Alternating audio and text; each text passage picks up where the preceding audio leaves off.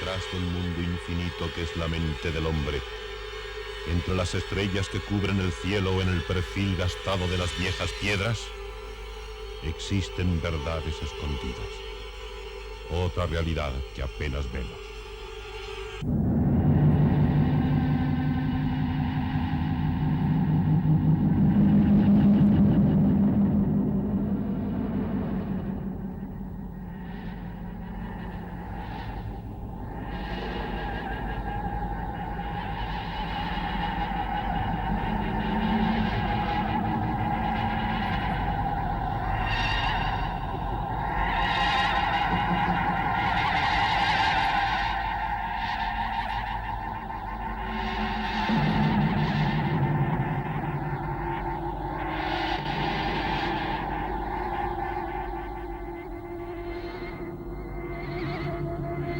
Buenas noches.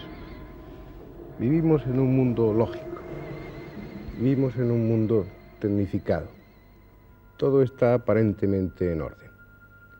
Y la impresión que tenemos es que para llegar aquí, a este sitio que ocupamos ahora, a este desarrollo técnico, a este orden, a este mundo sólido, hemos seguido también un camino coherente, un camino lógico.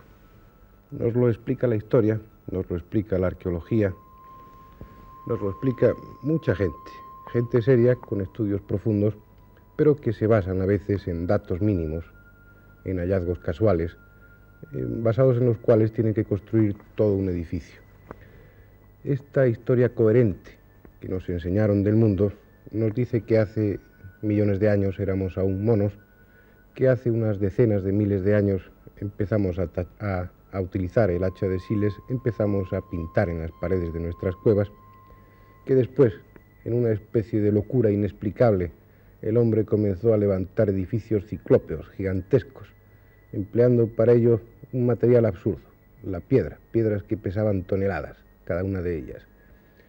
Solamente con el paso del tiempo y muy recientemente el hombre empieza a alcanzar un nivel técnico aceptable, empieza a construir motores, empieza a coser utilizando máquinas, empieza a descubrir y a utilizar la electricidad y únicamente desde hace muy pocos años comienza a volar. Todo lo que no se ajuste a este esquema en principio no es válido. Es un esquema ordenado, un esquema lógico, un esquema que nos permite así evitar la angustia. Sin embargo, no hemos contestado las preguntas más fundamentales. No sabemos cuál es nuestro origen y mucho menos cuál es nuestro destino. Pero a nivel de evolución tampoco sabemos apenas nada, esa es la realidad. Todo ese esquema es falso, probablemente falso. De hecho, y es una de las intenciones del programa, van apareciendo cada vez con mayor frecuencia elementos, hallazgos, que invalidan, que tiran por tierra todo este esquema que habíamos construido. Si nosotros hablamos en ocasiones de que hace miles, tal vez cientos de miles de años, bajaron seres de las estrellas, bajaron cosmonautas de la antigüedad y visitaron este planeta. Si nosotros hablamos de que han existido civilizaciones técnicas tan desarrolladas o más desarrolladas que la nuestra, no estamos inventando, estamos dando una explicación lógica, tal vez la única, para así poder encajar una serie de hechos, una serie de hallazgos que no encajan en la historia que hemos aprendido. Unas veces son leyendas, simples rumores, otras veces son textos muy antiguos, manuscritos antiquísimos, más o menos creíbles, pero en ocasiones son textos que manejamos con asiduidad y textos que para nosotros son tremendamente sólidos, como en el caso de la Biblia. La Biblia, desde un punto de vista materialista, objetivo, sin entrar en su aspecto religioso, es un libro importante, puesto que nos ofrece el testimonio directo de personas que vivieron una época para nosotros casi desconocida, y lo que es más importante, testimonios aún mucho más antiguos, puesto que todo parece indicar que los libros sagrados están inspirados en textos antiquísimos, de una antigüedad casi remota. De todos estos textos, estos pasajes extraños que tiene la Biblia, incomprensibles, hay uno que ha llamado siempre la atención. Es la visión que tuvo Ezequiel hace ya mucho tiempo junto al río Québar. Ezequiel nos trata de describir como puede, empleando los elementos técnicos que él conoce. No puede hablarnos de turbina, no puede hablarnos de motores, no puede hablarnos de muchas cosas, puesto que aún no existían, empleando el lenguaje que puede, Ezequiel trata de describirnos la visión de un objeto volador no identificado. Ezequiel trata de contarnos, nos cuenta a su forma, a su manera, lo que le pasó un día junto al río Québar, lo que él vio.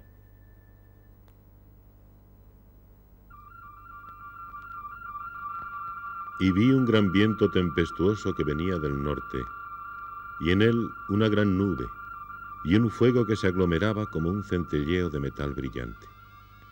Y en medio de él salía una semejanza de 4 animales.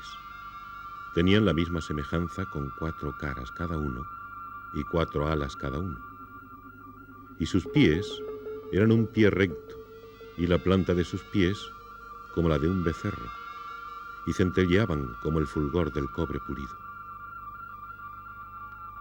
Y sus alas estaban tiesas hacia arriba. En cada uno, 2 se juntaban una con otra, y 2 cubrían sus cuerpos, e iban cada uno recto hacia adelante, hacia donde les impelía el espíritu. No se giraban cuando caminaban. Y el fuego tenía un resplandor, y del fuego salía como un relámpago. Y la semejanza de las ruedas y su estructura era como el centelleo del crisólito, y las 4 tenían la misma semejanza, y su aspecto y su estructura era como si una de las ruedas estuviera en medio de la otra.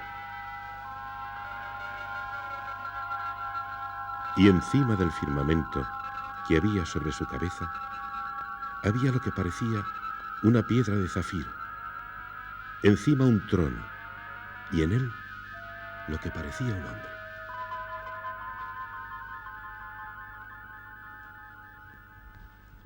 Estos son tan solo algunos de los versículos que componían la visión de Ezequiel.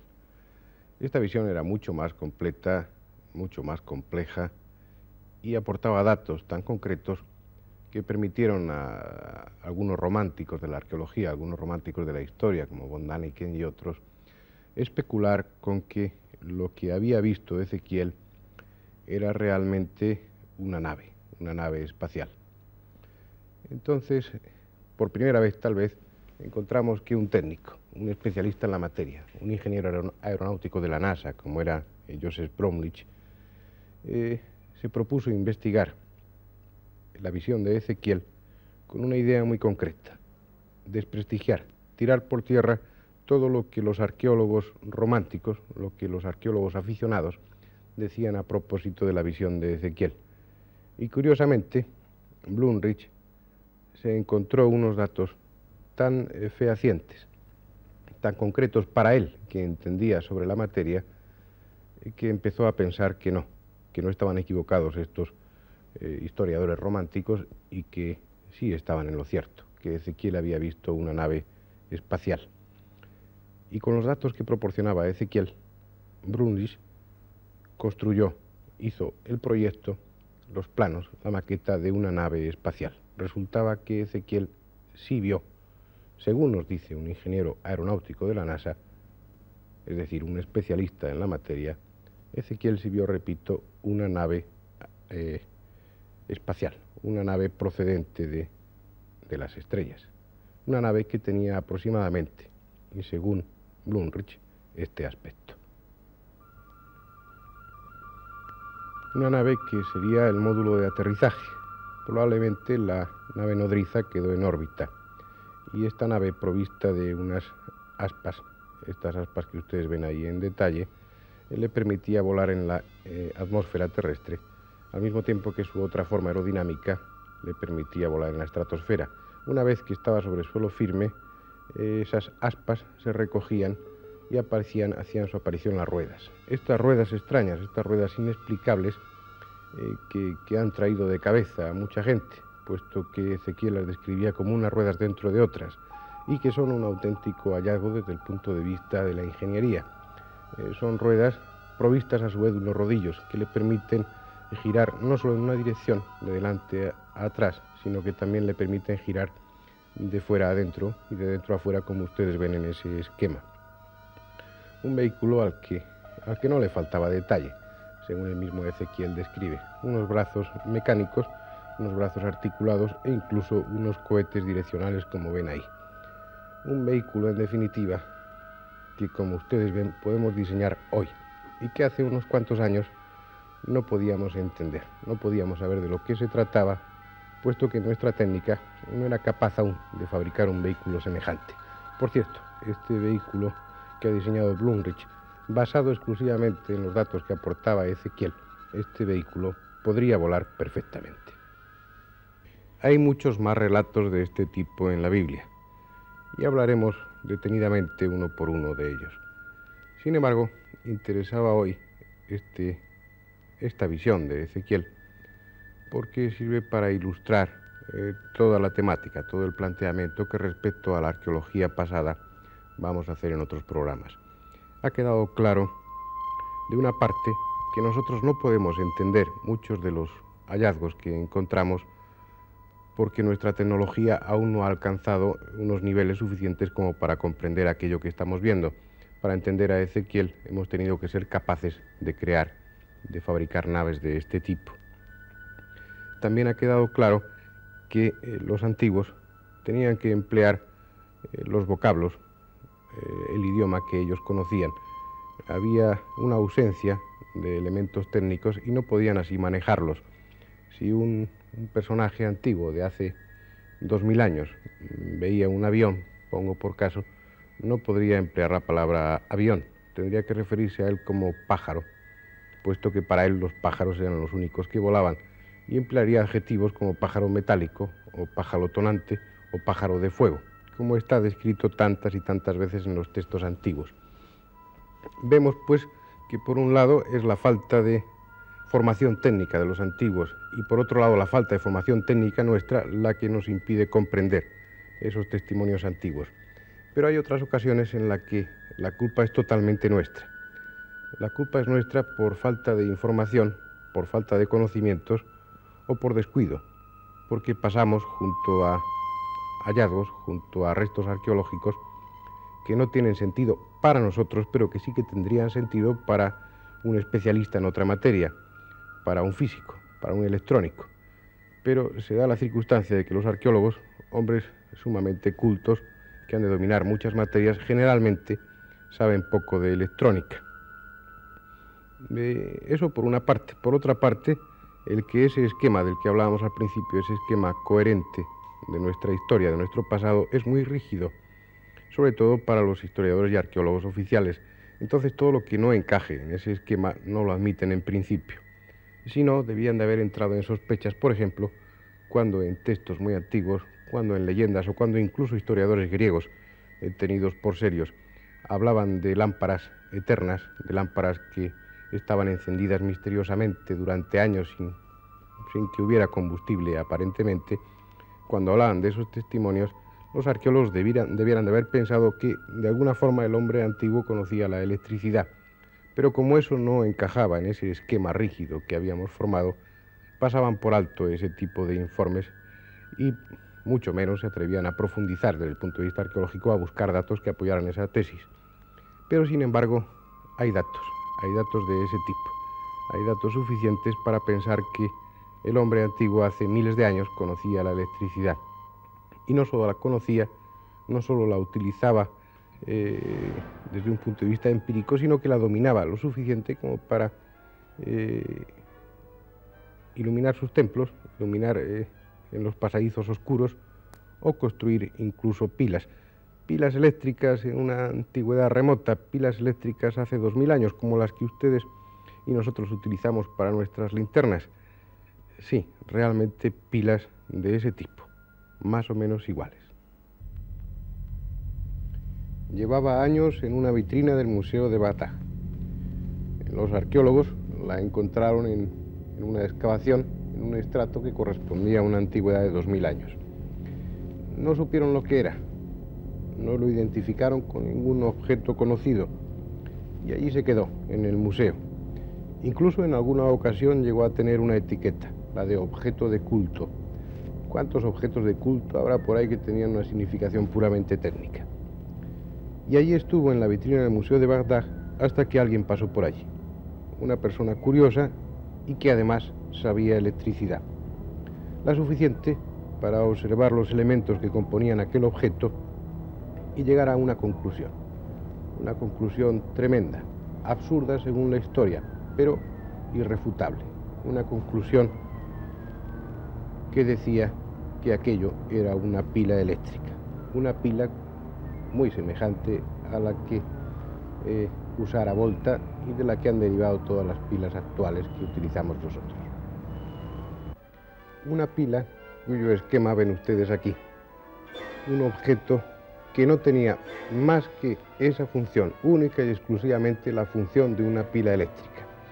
Un recipiente de arcilla, una vasija de tierra, en cuyo interior había un cilindro de cobre hueco, cerrado por un disco arriba, un disco abajo y otro disco arriba, en cuyo interior había un electrolito que no se ha podido encontrar, los restos ya desaparecieron después de tanto tiempo, y dentro de ese electrolito, dentro de ese cilindro de cobre, una varilla de hierro.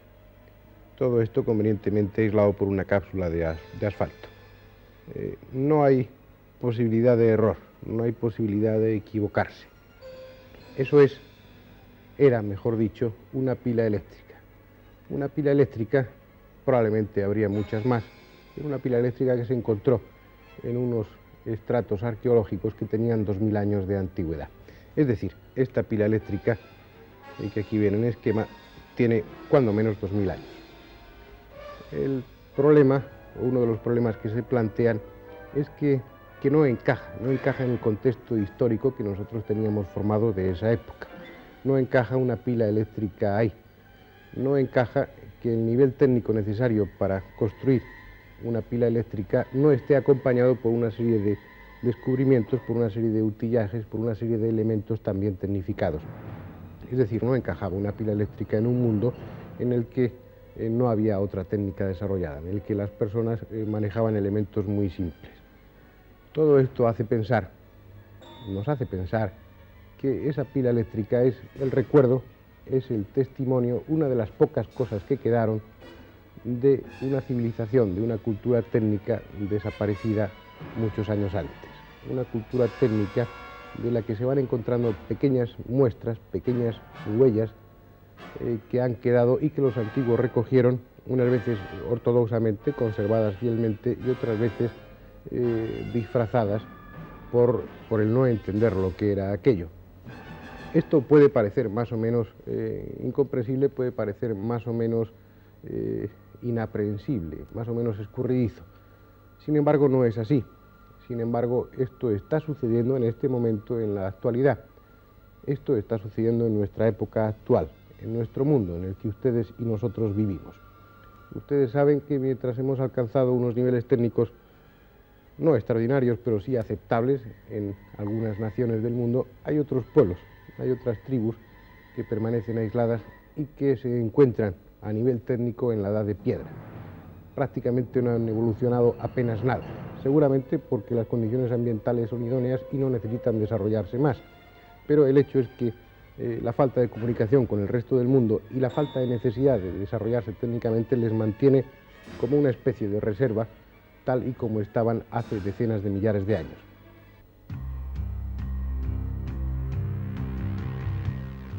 La guerra, que desde la mayoría de los puntos de vista está llena de aspectos negativos, tiene sin embargo algunos positivos, como servir para acelerar el desarrollo técnico de una nación o de un conjunto de naciones, y también ofrece, por las determinadas circunstancias en que se produce, ofrece hechos nuevos, hechos que no habían sucedido hasta ese momento.